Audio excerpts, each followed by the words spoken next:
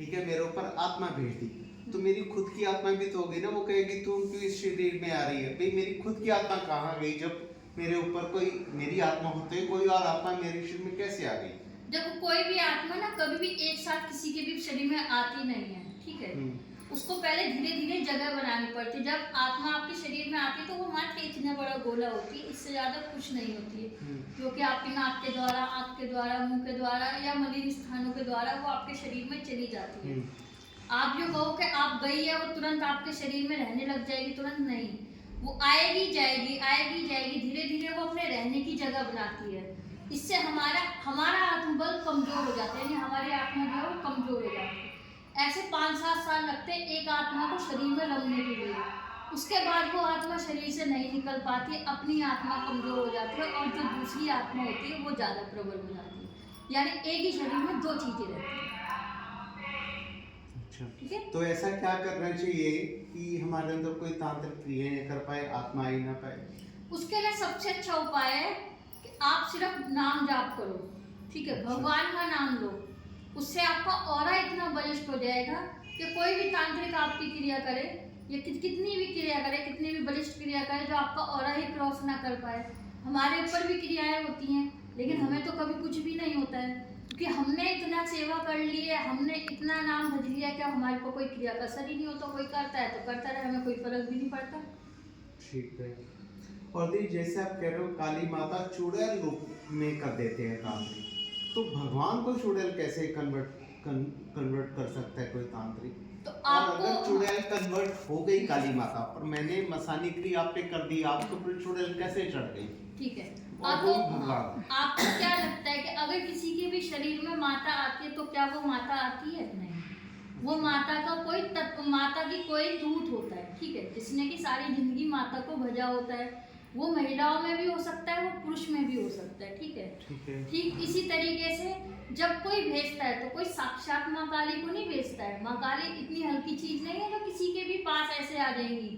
वो उनके दूत ही होते हैं जो कि काली के रूप में या उनके एक बन के चल रहे होते हैं कि हम इनके एक रूप लेके चल रहे हैं, ठीक है, क्योंकि उन्होंने सारी जिंदगी उनको भजा है, ठीक है। उन्होंने माँ काली को माना है या माँ दुर्गा को माना है, वो उसी रूप में ही चलते हैं। कोई जब सामने देखता है तो उसको भी उसी रूप में ही दिखाए, लेकिन होते तो वो इंसान है जिन्होंने उन्हें भजा हुआ होता है। वो उन्हीं को उल्टा करके बेचते हैं।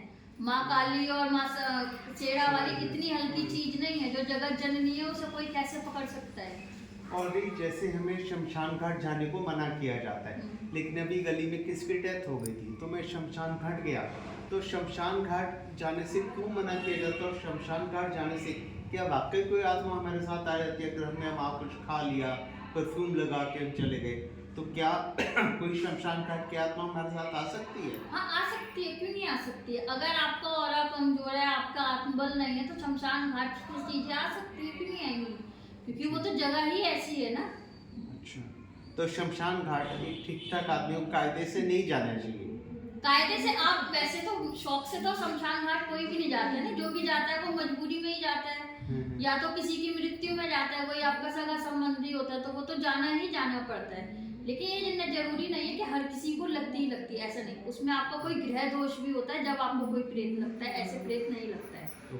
अगर आपको कोई ग्रह दोष है उसकी वजह से प्रेत आपको लग रहा है तो ही लगेगा, वरना तो सैकड़ों लोग जाते हैं, हर किसी को तो प्रेत नहीं लगता ना। अच्छा, अगर आपको एस्ट्रोलॉजी जैसे ग्रह दोष की बात कर रहे हो, आपको इतनी एस्ट्रोलॉजी थोड़ी नॉलेज है, आप बता सकते हो क्या कि ग्रह दोष कौन सा होता है जिसमें आत्माएं लग जाती हैं, क्रियाएं हो जाती हैं, तांत्रिक क्रिया सिद्धियां वो सब हो जाती हैं, कि ग्रह कौन से कमजोर होते हैं। सबसे ज्यादा तो जो है, जैसे देखो आप, जितना मैंने देखा है अभी तक के जितने भी प्रेत बाधा वाले मरीज आए हैं सबको मैंने राहु का दोष बहुत देखा है, ठीक है, क्योंकि राहु जो होते हैं वो बीमारियां लेकर ही आते हैं, और शरीर में बीमारियां प्रेतों से भी आती हैं।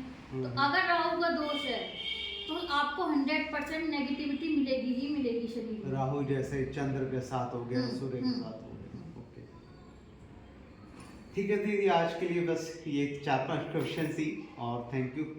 अगली बार जब आऊँगा तो आपसे और भी पूछूंगा और कुछ। चलो, थैंक यू। जय शनिदेव। जय।